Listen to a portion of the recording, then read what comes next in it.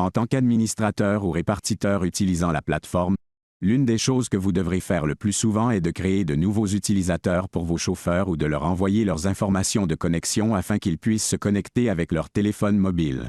Pour cette raison, nous avons créé ce vidéo rapide dans lequel nous survolons ce processus, étape par étape, afin que vous puissiez vous y habituer. La section où vous gérez tout ce qui concerne vos utilisateurs dans la plateforme est le tableau de gestion des utilisateurs. Vous le trouverez sous Gestion des paramètres, dans le menu de gauche, après avoir cliqué sur les utilisateurs. Tous vos utilisateurs actifs seront détaillés dans un tableau qui apparaît sur cette page.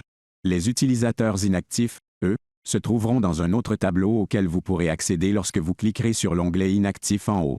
Pour créer un nouvel utilisateur, cliquez sur « Ajouter un utilisateur » et commencez à remplir les informations appropriées. Pour les noms d'utilisateurs, nous vous suggérons d'utiliser une nomenclature standard comme, par exemple, les 3 premières lettres du prénom, suivies des 3 premières lettres du nom de famille. Ça rendra les choses plus simples pour tout le monde au fil du temps. Prenez note que le champ du téléphone mobile ne doit contenir que les chiffres composant le numéro de téléphone, y compris l'indicatif régional, sans aucun autre caractère spécial. Par ailleurs, toute faute de frappe ou chiffre incorrect dans ce champ pourrait plus tard empêcher l'activation de l'application mobile pour les chauffeurs, alors assurez-vous de bien entrer ce champ. Lorsque vous avez terminé, cliquez sur Soumettre pour confirmer la création de l'utilisateur. Si vous avez fait une erreur, ne vous inquiétez pas, vous pouvez toujours revenir en arrière et modifier ces détails en cliquant sur le numéro d'employé dans le tableau. Seul le nom d'utilisateur ne peut pas être modifié. Alors maintenant que l'utilisateur est créé, vous pouvez lui envoyer les identifiants de connexion par SMS en cliquant sur le bouton jaune avec une icône de clé à droite de la ligne. Voici à quoi ressemblera le message texte pour l'utilisateur que nous venons de créer. À ce moment-là, si l'utilisateur a déjà téléchargé l'application, ce qu'il reste à faire à partir d'ici est très simple.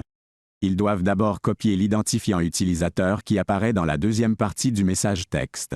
Ils peuvent généralement le faire en laissant leur doigt un instant sur l'identifiant à l'écran, puis ils auront la possibilité de le copier. Ensuite, ils reviennent et ouvrent l'application ToSoft qu'ils viennent de télécharger et, encore une fois, appuient sur le champ pendant un moment où il est indiqué votre identifiant ToSoft, jusqu'à ce que l'option de coller apparaisse. Lorsqu'ils cliquent sur Coller, ça entrera l'identifiant qu'ils ont copié précédemment et ensuite ils pourront appuyer sur Connexion.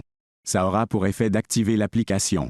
En deuxième étape, il ne leur reste plus qu'à entrer leur nom d'utilisateur et leur mot de passe et ils pourront alors accéder à l'application.